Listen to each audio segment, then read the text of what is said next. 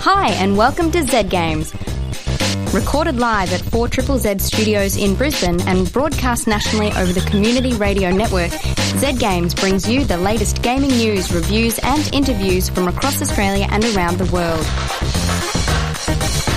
Hey, you're listening to Z Games, the only radio show with the highest score on the local Donkey Kong arcade machine.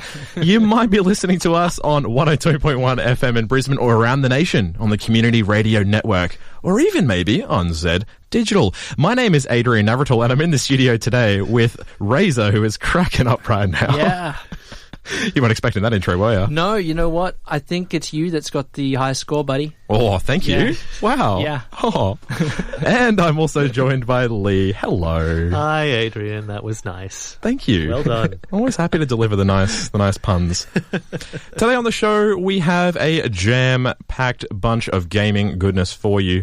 Coming up soon, we're going to have Lee talking about Yakuza 2. Yes, Yakuza Kiwami 2, the remake of the original 2006 game, I want to say. Anyway, it's very old. Did that one come to the West? That one, oh, geez. The first one did. The second one is a good question. Because the middle one didn't. It's a mess. Anyway, The game is great. And if you've missed it, because you probably did, here's your chance to play I did it. miss it. Yeah. Can't wait to hear all about it. And a little bit later on the show, we're going to be talking about some of our favourite video game memories. We're gonna go back in time. You know, like that. Yeah. Or maybe not. We're gonna talk about our favourite consoles and our favourite games from those consoles. This is Z Games, not Z Games, and we're now gonna read some news. Ray. Oh, yes. First up, the president of the International Olympics Committee has said that violent video games were not in the spirit of the Olympics and would never be considered for inclusion as an Olympic sport. Earlier in the year, Olympic officials gave hope to e-sport pros around the world when it was revealed that discussions were in place to include certain games in the Olympic program.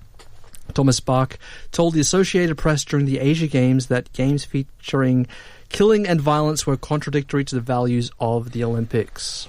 But it's not real. No.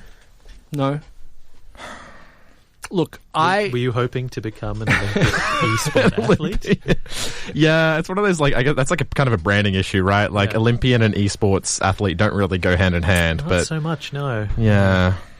Yeah.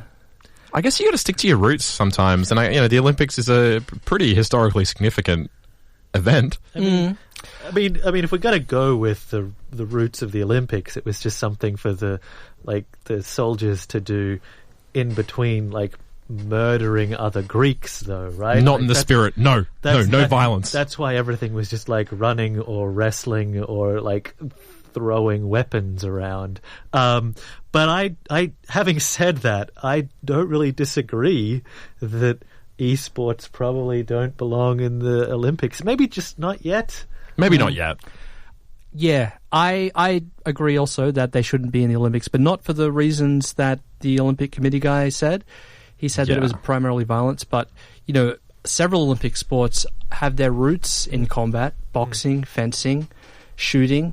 Yeah, that's violent. I mean, boxing especially. Kinda. Yeah, but the reason that I would say that we shouldn't have them in there is because if you endorse one particular video game program, like that's like a financial endorsement for the company that made it. There's commercial interest. Like, if Overwatch was in it, it would be like, okay, Blizzard is the official video game at the Olympics. It's not really fair. It's kind of a bit, not really right. That's the thing. Like, I wonder if in the future, are we going to see some sort of, like, agnostic video game for a particular, genre that is clean of any kind of financial interest. Like, the thing with sport is, you have all the sponsorships and all the makers of the sporting accessories like tennis rackets and shoes and whatnot that come in after the fact. Yeah, but there's no company that makes tennis. Yeah. Many have tried and not succeeded. Mario Tennis is all right. But yeah, like, I mean, I feel like, you've got some games out there that have made good examples of being stars in their genre. I mean, Rocket League, I don't even know if that's a genre, cars hitting. I mean, you're talking about soccer. Yeah, really. Cars there. Yeah. but no, I get what you mean. It would be really interesting if there was just the Olympic first-person shooter, which was just like all like grey environments and just like these amorphous, polygonal, like men and women running around shooting just orbs at each other. That's super hot, right? No, see, there we go. The Olympic starts and you just hear some guy go, super hot. Yeah. But I think that's kind of a fun thing to envision, is the variant of those games just removed of anything that would actually associate them with a specific studio. Because there are, Dota is a very good example of like 5 different companies all essentially making the same game and pretending that they're the only ones doing that. That is actually, to me, the closest thing where they could scrub all of that stuff off and just have like this very, very clean, brandless version of this with no characters, just all like functions. See you later, skins. Yeah, all of that is gone. I mean, obviously, right? Like, that has to go. But but that can remain for the professional like esports guys. But the Olympic version of the MOBA is just like pure like just grey box characters in a flavorless environment. Yeah, but if you take that further, then you think like, how do these athletes, esports athletes in inverted commas, train for the video game? Do they, and how do you become an Olympic hopeful? Like, you have to buy the game. Who's selling the game? I think that's what's in the game. Like, yeah, I think that's what's interesting about this idea of the Lee and I were talking about. Like, what if you had these developers, like, all the developers, you've got Valve with Dota and then everyone else who's made a MOBA. What if they all came together and were like, all right, let's make this like not for profit MOBA? Like, yeah. It's weird because it's not really been done, right? Not that I know of. Gee, that'd be a glorious day when that could happen. We can all just come together and it would give me a small like glimmer of hope for humanity. And you know what? Like, that is in the spirit of the Olympics. Exactly. Yeah. I think like it'd be good to see something like that. And also, if I could tune in on my television and on a regular basis see some form of esports, that would be a good sign that, hey, maybe it's time. I think right now, if you're someone who's in charge of an esports team, or you're a part of an esports team yourself, or you're just involved in the industry in any way, you'd love to see esports on the main stage at the Olympics. That would be amazing, just for branding for esports as a brand. But yeah, maybe not just yet. Maybe it needs to earn its chops a bit more. Yeah, because you can just imagine Sony sitting there going, nah. Nah. Henry Cavill has been cast as Geralt of Rivia in the upcoming Netflix television adaptation.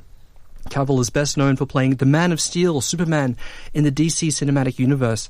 The series will be based upon the fantasy novel series by Polish author Andrzej Sapkowski. Hey, got it. Nice. But is it Geralt or Geralt? Geralt. It's Geralt. You reckon? Geralt. Yeah. I say Geralt. Well, you're wrong. What's wrong with me? Because it's spoken within the game. They say it that's true. Constantly. Yeah, I just don't listen. I have thoughts about this. Yes. I mean, you don't know how to pronounce the characters' names. So I will take your opinion with a grain of salt. I can't wait to see Henry Cavill play Geralt. What do you think about this, Ray? Look, from what my partners said about playing the game, Geralt's defining feature is that he's incredibly attractive. He is. Henry Cavill fits the bill. He does. Yeah, he's a very handsome man. Yeah. What do you reckon, Lee? Look, I love the Witcher games. I love the Witcher novels. I kind of dig this. I think that Henry Cavill has been in terrible movies as Superman, but I don't think that he's a bad actor, and I think that he's actually quite charismatic despite being handed garbage. And so I think that I would really like to see what he does with this character and with this role. I agree. I think that Geralt is like he's meant to be like super appealing despite like being incredibly covered in scars and like having freaky eyes and weird hair and stuff. And I just kind of want to see, what does Henry Cavill look like when he's got like white hair and a beard and in a a bathtub? The bathtub as well. I assume that's their opening scene, right? A small wooden bathtub. Yeah. Look, I've heard a few people quite dismayed by this news, saying, Henry Cavill's acting is wooden, he's not been fantastic in the role of Superman. I say that's a good thing when it comes to Geralt, because Geralt is by his very nature a super dry dude. Yep. And I've heard people and myself when I first started playing the Witcher series thought, this voice acting is not too hot. But then you realize the character is meant to be dry and sarcastic, and it also has gone through this sort of ceremony of sorts that created him as a Witcher. Yeah. That essentially it pretty much strips him of a lot of that emotion and that you'd normally have as a person, right? That's right. That is it. Yes. So, I mean, if you're an actor who's not known for a great sort of charismatic range, it might be a good idea that you play Geralt, right? Yeah. Yes, it's the role that he was born to play. That's what I say to the naysayers. And I mean, yeah, he's a good-looking dude. Like, can't wait to see Henry Cavill with grey hair and a little bathtub. And cat eyes. Oh, yeah. Yeah. Sony's support for the PlayStation 2 will finally come to an end as the Japanese Service Center announced that they will no longer repair broken consoles after the 7th of September. Manufacturing officially ceased in 2012. The PS2 launched in March of 2000 and still holds the record for the greatest selling console of all time. Man, pull one out, but try not to get it on your PlayStation when you do so, I guess. Yeah. What a legacy. Yeah. I've still got my PS2 Slim. I mean, that was bought a little bit later on, obviously. Hope it doesn't break. Yeah, I know. You're screwed, pal. We can hold this over you now. Oh, no. Yeah. Yeah, amazing console. I think I'll be talking about it later on in our favorite consoles of all time segment coming up later in the show, Adrian. Yeah, absolutely. Spoiler alert. So, Lee, we're going to talk about some Yakuza, aren't we? We are, yes. I have been playing Yakuza Kiwami 2, which is a remake of the original Yakuza 2, which came out on the PS2. Long-time listeners will have heard me discuss this series at length because they are all really great, weird games, and they've been having a bit of a renaissance since the release of Yakuza 0 a couple of years ago, which did tremendously well in the West and introduced people to this series that has been like huge in Japan for years and kind of this like curiosity in the rest of the world. But since that success, they remade the first game, they remade the second, which just came out a couple of weeks ago. And look, it's super, super good is how I would start this. Nice. But it's an interesting one because now that it looks like this is going to be some kind of annual release scenario, we're going to start entering into weird territory because this is the first one that I can say is still a very good game, but I can't recommend it as much as I could the earlier ones just because it is, it is a sequel. It is a sequel that is built very much off the previous game, and the differentiation between the two titles isn't hugely significant. There are a lot of systems that have changed. There's a big engine change between Yakuza Kiwami, which is the remake of the original game, and 2. But if you had played... So here's how this has gotten complicated. In between the this prequel that they made, they released the long-awaited 6th game in the series, which is kind of the capstone to the whole thing.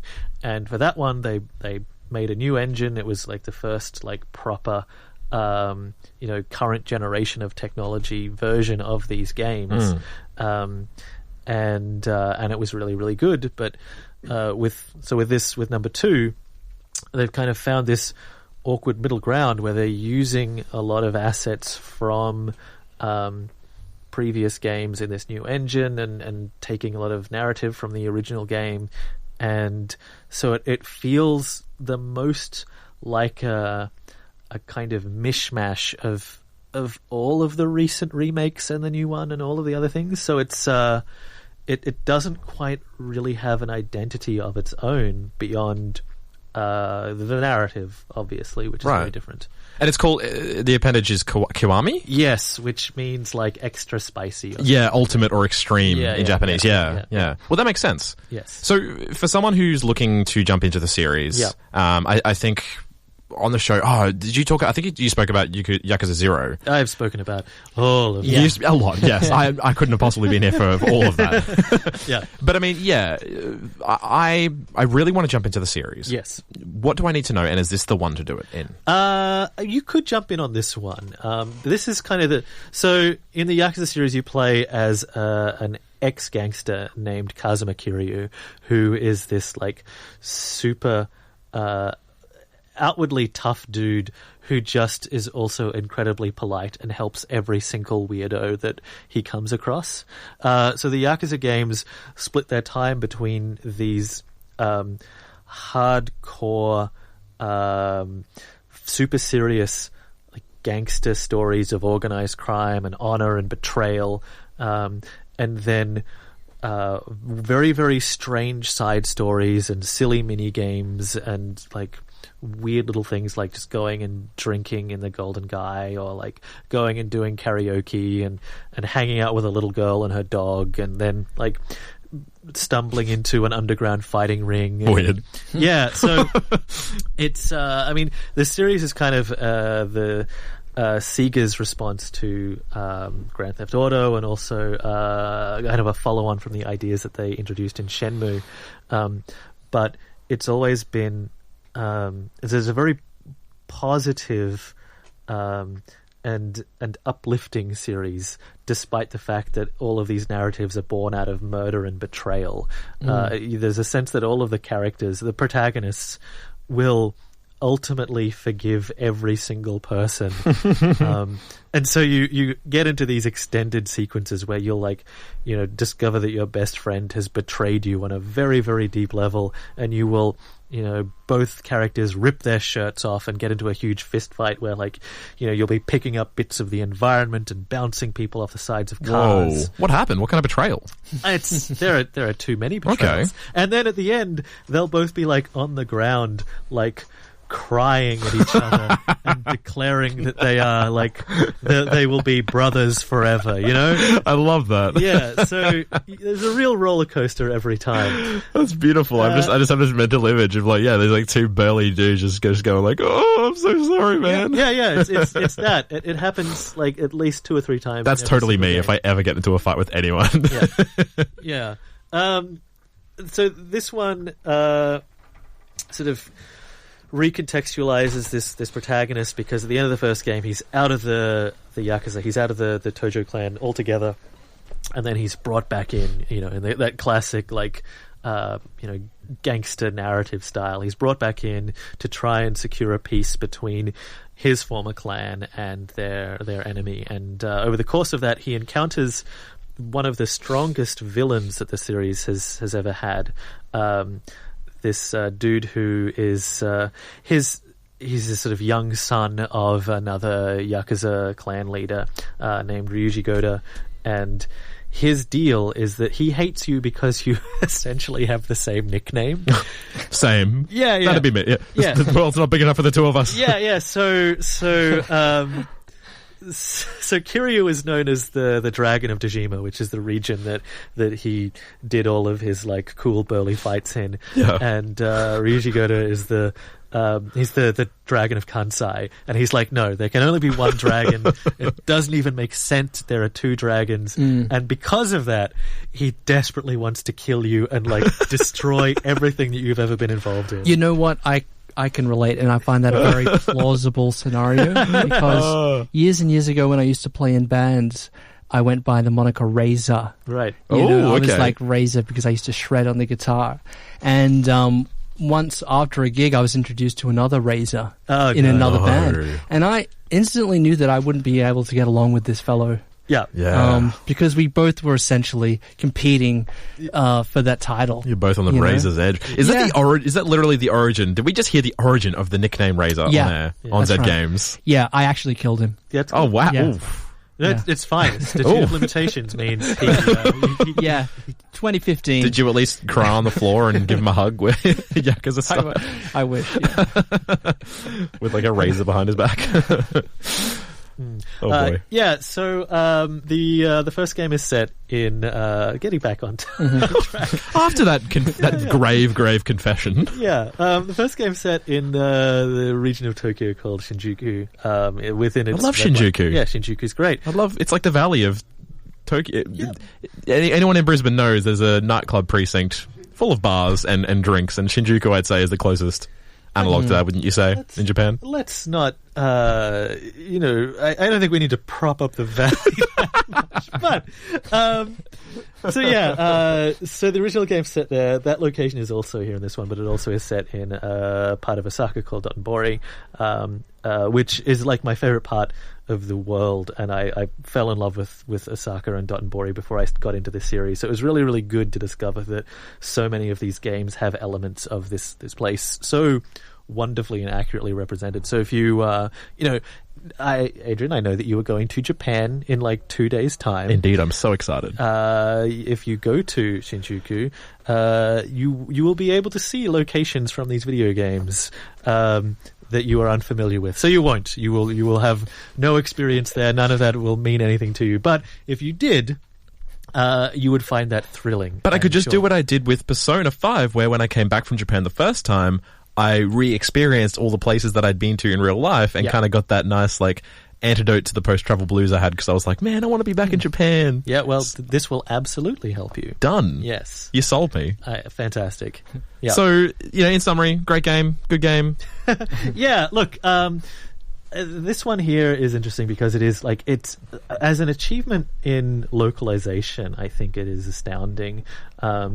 The games do a really good job of conveying the unique cultural differences, particularly between the way that organized crime is portrayed in Japan and in its media, and all of these other like little tiny like subcultural elements of just like the Shinjuku and the red light district and the countercultural elements. They're all there in really interesting ways, in ways that are also palatable and sensible to the West. I cannot think of a series that has gotten a better localization job than the Yakuza games. So just on that front alone, it's kind of astounding how good it is at getting you to experience and enjoy this other culture. I mean, if you've played the other ones, if you're already on board with the series, like, it's a no-brainer to get into it. But I think if you're fresh to it, it's not the best place to start. I'd still recommend checking out either Yakuza 0, which is really accessible as a prequel, or Yakuza 1, which Kiwami 1, which is like at least a good starting point. Even though I don't think that 1 is as strong a game as 0 or 2, and 2 is using a much more interesting game engine, particularly with regard to the way that fights and things like that work. 0 is probably still a better starting point, but 2 is continuing the tradition of very, very good updates to very, very old games that not terribly many people got to play originally. And I'm still, very much looking forward to and hoping that they continue this. I don't know what the hell they're going to do when they get to like 5, because that did come out on the PlayStation 4. I guess they'll just like put it on a disc because the West never got that. Yeah. Fantastic. Well, Yakuza Kiwami 2 is out now on PlayStation 4. Let's talk about retro games, shall we? Yeah. All right. So, I thought it would be nice if we all kind of just sort of sat back and sat around the proverbial studio campfire and spoke about some of our favourite memories of video games. Admit it, you just didn't have a review this week and we needed to fill this time with something. Stop it. That was nothing of the such happened at all, Lee. But no. I'm willing to go along with it. It's fine. Ray, why don't we start with you? What's your favourite gaming console? And what's favorite? It's a difficult one because you have to consider a multitude of factors, right? It's like, okay, well, the first one that I ever owned was the Nintendo Entertainment System, and that introduced me to the world of video games and everything. But the Super Nintendo sort of was the first system that really opened my eyes to the capabilities of the system, and then the PlayStation 2 again some years later with its incredible library of games that I spent a lot of time with, and it's just an incredible system. Or so pick one. I was going to say pick one. Yeah. God damn it, Ray. I don't know. It's hard. It's really hard. My soul is torn between the Super Nintendo and the PlayStation 2, but I'm going to go for the PlayStation 2. Why is that? Is it because of the memories that you have attached to the console at the time, or do you think it's because the console itself was so proficient and able to provide you know, I guess a console isn't anything if not, you know, without its games, it's nothing, right? Yeah, and that's sort of what I am basing this decision on. The Super Nintendo, yeah, okay, the games are freaking sweet, amazing, but the PlayStation 2 library it's incredibly vast. I don't think there is a system that has a library as big as the PlayStation 2. It's massive. You know what? Someone probably knows the answer, but in my mind, the PlayStation 2 has the most games of all time. Who are we to claim any kind of expertise on the subject of video games? Adrian, get on Wikipedia, will you? Anyway, look, Metal Gear Solid 3 is a masterpiece. It is an absolute masterpiece of a game. That was an incredible game. It really opened my eyes as to what, you know, video games in particular could do.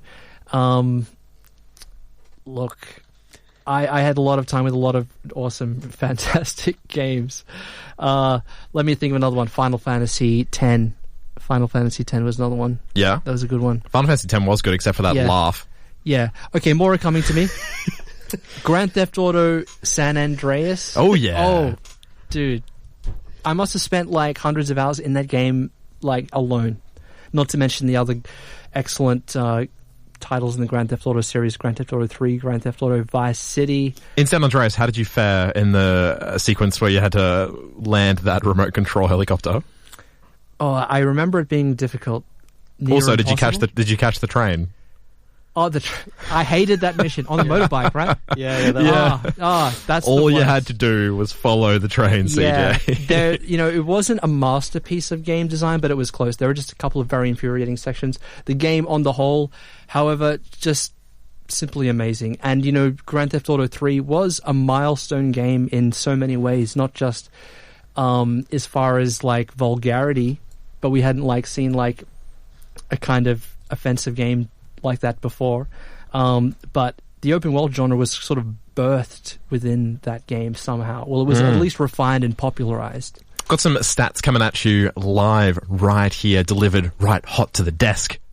The SNES, the Super Nintendo, had 784 officially released games. The Sony PlayStation 2, drumroll, had 2016 officially released 2016. 2000. It's a year. a relevant year. Okay, that's a lot of games. Yeah. Yeah. Because I looked at that and I'm like, man, that looks like a date. But no, it's 2016 games. And that's it. The fact that it had so many games just means there's games for everybody. There's anybody a lot and of everybody. trash in there as well. Oh, there's a heap of trash in there. I mean, those Bratz games. Yeah. You know, the various What iterations of the EA Sports games. I mean, oh boy. Yeah. Z-Game's very own Jack Crinjanin has texted in to say that the best gaming console is PS2 objectively, you nerds.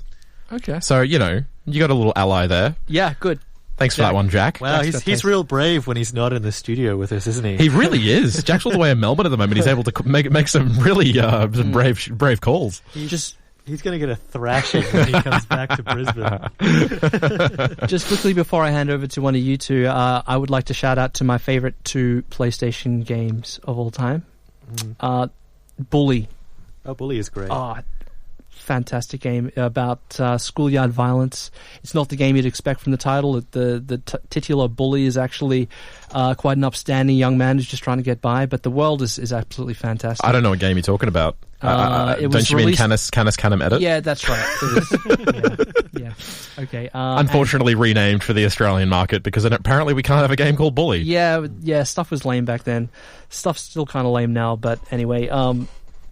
Another one is God Hand. It was released in 2006. Sort of into the next generation.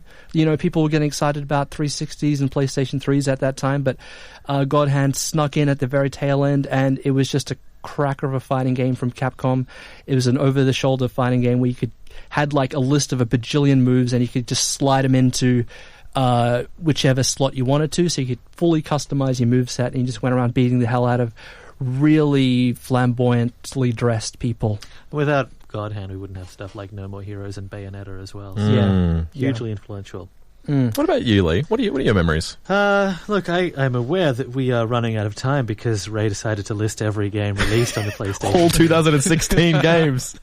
But I'm going to say that my love is split between probably three things. The first console that I had was the Sega Master System, rather than the NES, which also, like, that dates the both of us, Ray, tragically. We are a million years old. But Master System had a really fun mix of games and things that are suddenly getting re-releases and remakes now.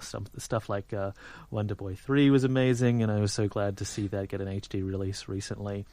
I eventually upgraded to a Mega Drive, and that was, where I got to play stuff like Toe Jam and Earl, which is also getting a what a game release. And Streets of Rage, which the team that did that Wonder Boy remake are now working on, and I cannot wait to see what they do with that. But as far as like contemporary stuff, for me, it was the 360 was the game. It was the console that reignited my love of console gaming.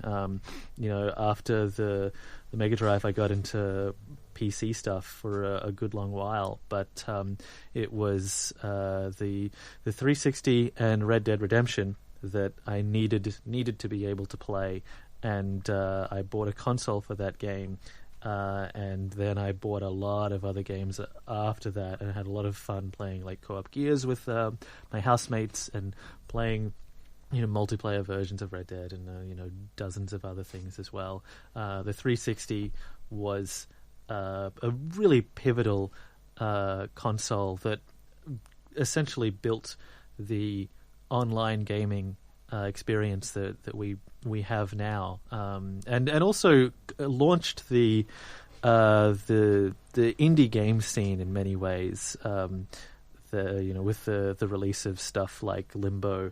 And Super Meat Boy and things like that. Absolutely. So, hugely influential, and something that still kind of sits around in my TV cabinet because there's stuff that I just want to keep playing.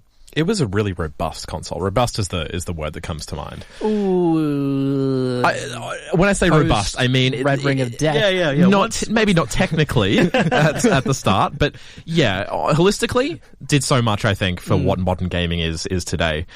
For me, I'd have to say, just real quickly, my console of choice, my favorite, fondest memory of a gaming console overall would have to be the Nintendo 64. I played a bit of Zelda Ocarina of Time music earlier in the show, and it's for good reason. That game was perhaps the one game that gave me my favorite and best gaming memories. And I can't think of a single title where I can look back and go, that was a place where I could escape, even as a kid, and just learn so much about another world, but then, use what I was learning through that world to kind of inform my understanding of the real world, whether it be interacting with characters who have thoughts and feelings and reading the language, what they're saying through the English language, and, therefore getting better at the English language at a time when, I was 6 years old and had only just started to understand the concepts of language. That title was formative for me in so many ways, not just because it was a fun, entertaining title, but because it taught me so much, I think. Outside of that, the Nintendo 64 was a fantastic multiplayer console. Mario Party, my God, the memories, the sore palms. Yeah, you still have a hole straight through your hand. It's like someone shot my hand with a bullet. It's just like, that Mario Party river rafting game, man, the trauma that was endured. Kirby and the Crystal Shards, I believe it was. I may be misremembering. Fantastic game. I love the fact that you could mix and match powers in that game and create your own smorgasbord of Kirby abilities. I absolutely loved that one. And also Banjo-Kazooie. Oh, yeah. Banjo-Kazooie. I mean, I'm kind of forgetting like the classic like Mario 64 here, but Banjo-Kazooie, that game just had so much quirk to it, so much character, and it's one of those titles next to Ocarina of Time that I'll always remember as just being a really, really fun, vibrant, open world experience. That I could just get lost in. Is that also the reason why you have that bird in your backpack? That's exactly why. Okay. You're not meant to tell anyone that. No such birds are being kept in a backpack. Certainly not around here. Not at all. What about this game though, Adrian?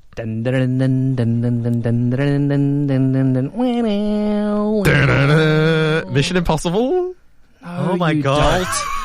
GoldenEye. Oh, wrong one. Look, we That was really a have to joke. wrap That it was up there. intentional. That was all intentional. That was embarrassing for everyone involved.